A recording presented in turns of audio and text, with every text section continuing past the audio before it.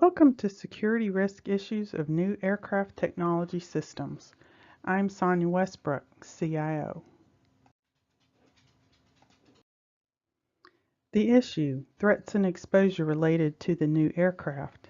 Here at Widget Airlines, we have recently purchased new aircraft with new technological capabilities.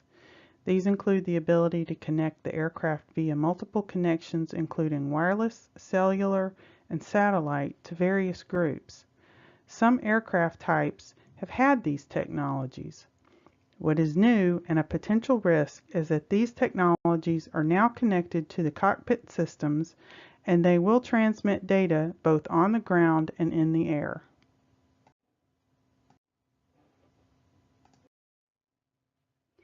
While these are tested and widely available technologies, they are also known technologies, which makes them susceptible to unauthorized access.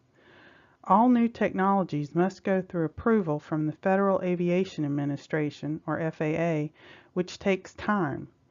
Often by the time these new technologies are approved, they can be old or even antiquated.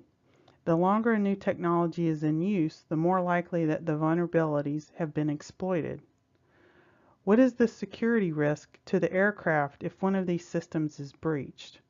What is the security risk if a third-party vendor experiences a breach?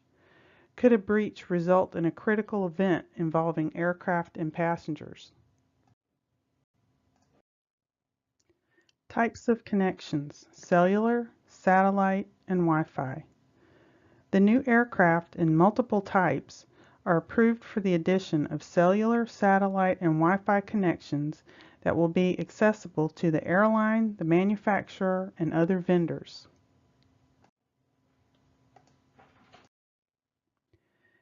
The aircraft is equipped with wireless connections to transmit data to Widget Airlines maintenance while at the airport gates. Wi-Fi has several security protocols. Most wireless access points come with the ability to enable one of three wireless encryption standards: Wired Equivalent Privacy, or WEP, Wi-Fi Protected Access, or WPA, or Wi-Fi Protected Access version 2, or WPA2. WPA2 is the current standard for wireless. A devastating flaw in Wi-Fi WPA2 security protocol makes it possible for attackers to eavesdrop on your data when you connect to Wi-Fi. Dubbed KRACK, or Key Reinstallation Attack, the issue affects the Wi-Fi protocol itself, not specific products or implementations, and works against all modern protected Wi-Fi networks, according to Matti Vanhoff, the researcher that discovered it. That means if one of your devices uses Wi-Fi, KRACK likely impacts it. The aircraft is equipped with two cellular connections for multiple cellular carrier service to transmit data via a secured VPN tunnel once the aircraft leaves the gate but still on the ground. Exploits with cellular technology SS7 have been known in the telecom community for the past 2 decades, and the public has discovered the issues in the past few years, yet problems still remain. The FCC says it will not force wireless carriers to fix these weaknesses, instead arguing that voluntary measures will be sufficient. Once in the air, the aircraft is in constant communication via satellite data link. Security breaches in the satellite world occur far more frequently than one is led to believe. Regardless of whether data is transmitted via radio wave, fiber optic strand, or copper cable, if the network the data rides on interconnects with the internet, the data is at risk. For many years, satellite networks were isolated private affairs enjoying security through obscurity, but that all changed with the advent of IP-based network gear, VPN backhauls, and broad-based ISPs. Network security should be the top priority of every hardware manufacturer and satellite service provider, but unfortunately, many satellite networks are not subjected to the same rigor as terrestrial-based networks. In short, security is an afterthought. One example of how poor cybersecurity can impact planes and passengers. Earlier this year, journalist Stephen Petro says that he was using the American Airlines GoGo in-flight internet connection on a flight from Dallas to Raleigh, North Carolina, when a passenger sitting behind him compromised his email. Meanwhile, concerns about how easy it is to infiltrate air traffic control systems have been circulating for years, dating back to reports of hackers compromising FAA computers and credentials in 2008. The aircraft manufacturers and multiple vendors will have access to the various wireless, cellular, and satellite connections to monitor components of the aircraft. While access to the aircraft is limited to only those groups and individuals with direct and specific need, the number of those with access is a concern. Data transmission. The FAA Handbook AR-08/35 states, therefore, attacks against network entities may occur from outsiders, from corrupted insiders, as well as from client-side attacks. The effects of outsider attacks is to emphasize perimeter defense protections, for example, firewalls and VPNs. The effects of corrupted insiders is that network security is no longer primarily a function of establishing adequate perimeter defense controls. It now must also include viable access control protections within the network itself. The effects of client-side attacks are that network security is no longer solely a function of the cumulative control protections established on devices within the network.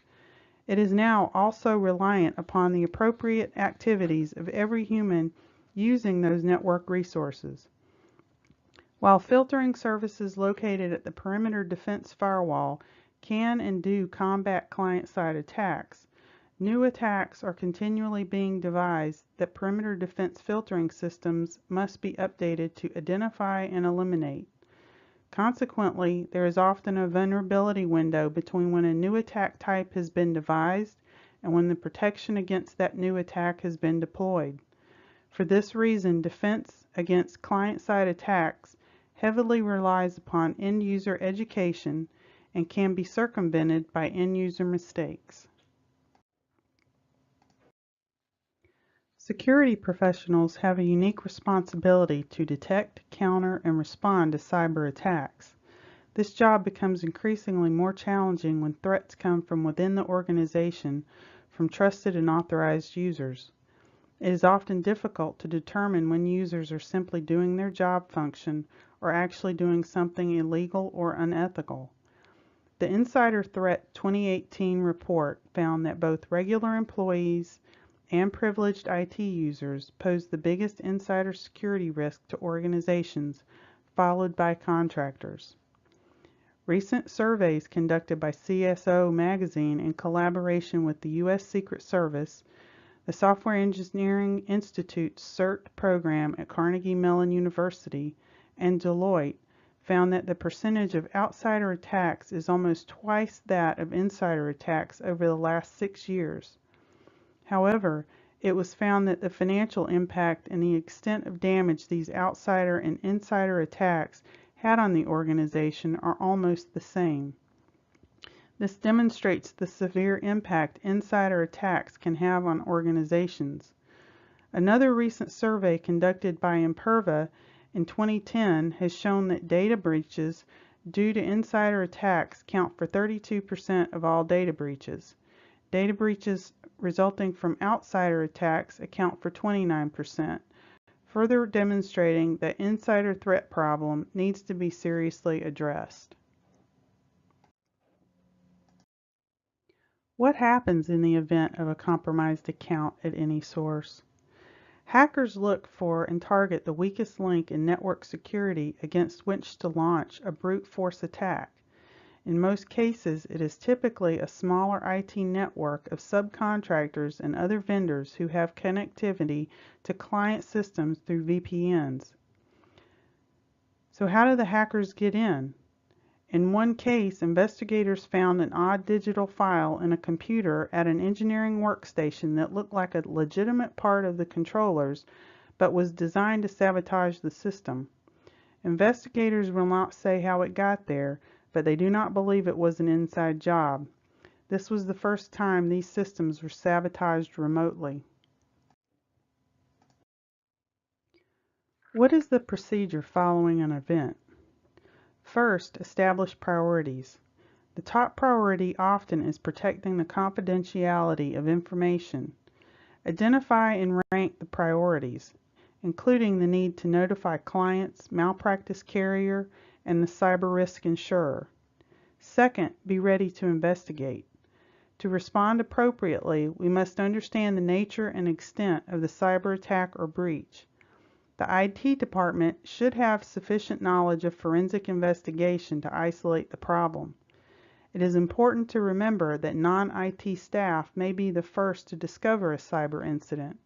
Encourage staff to report indications of trouble immediately. Third, have a communication plan. Effective internal communication with staff is critical to a good response plan.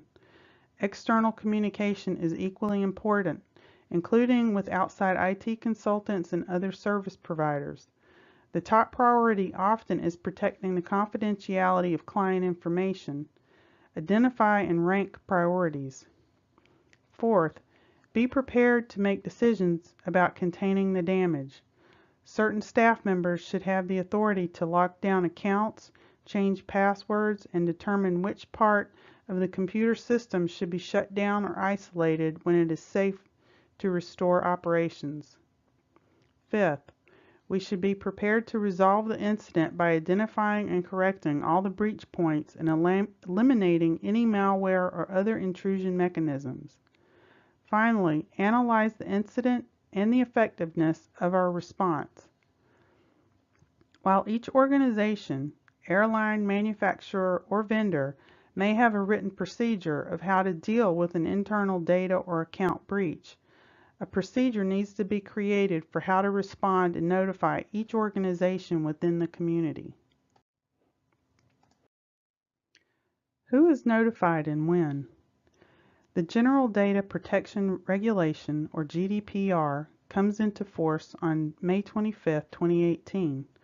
It is a European Union regulation, meaning that once it comes into force, it will have direct effect across the whole Union. Within the EU, it will apply to any controller or processor where personal data is processed in the context of its activities, regardless of whether such activities take place in the EU. The GDPR will apply to non-EU companies dealing with personal data relating to offering goods or services to EU citizens or monitoring EU citizens' behavior occurring within the EU. In short, where a business has an EU connection, it is highly likely that it will fall within the scope of the GDPR. The timeline for consumer notification of data breaches is shortened and made mandatory. Companies will have just 72 hours to notify end users of situations in which a data breach is likely to result in a risk for the rights and freedoms of individuals. The GDPR is not solely limited to the personal data of customers. As long as personal data is being processed, the GDPR will be applicable. This includes, but is not limited to, HR records, payroll, security, access systems such as CCTV, and IT systems. Since the airline has an EU presence, it will fall under GDPR requirements. GDPR is more focused on protecting personal data than other types of data. However, the 72-hour requirement is aggressive and demonstrates the severity and seriousness of a data breach. In the event of a data breach, at any source connected to the aircraft cockpit equipment, the same urgency and notification should be utilized. The airline and the manufacturer have a process to review log files for a potential problem or breach. The manufacturer gathers log file data and analyzes it for any security issues, and should they find one, they will notify airline security, who then in turn notifies the FAA. Other vendors do not have any such obligation or agreements. In the event of a breach with a cellular or satellite vendor, No procedures are in place to notify the airline or the manufacturer. Contractual stipulations for who and how additional connections might be added. As of now, there are no restrictions on any party prohibiting the addition of connections to the aircraft. The manufacturer is planning to add Flight Operations and Maintenance Exchanger Program, or FOMAX, and sell the data back to the airline. Effects of other aircraft systems. The primary problem is not unknown to the security industry: the need to protect safety-critical systems from less significant but more exposed and vulnerable systems, such as those with the Internet connection. A key protection measure is separating systems into different trust domains and then controlling how systems in different domains can interact with one another, explains F-Secure's head of hardware security, Andre Bersani. This prevents security issues in one domain, like a Wi-Fi service accessible to passengers, from affecting safety-critical systems like aircraft control or air-to-ground data links. Recommendations: limit who has access at each vendor.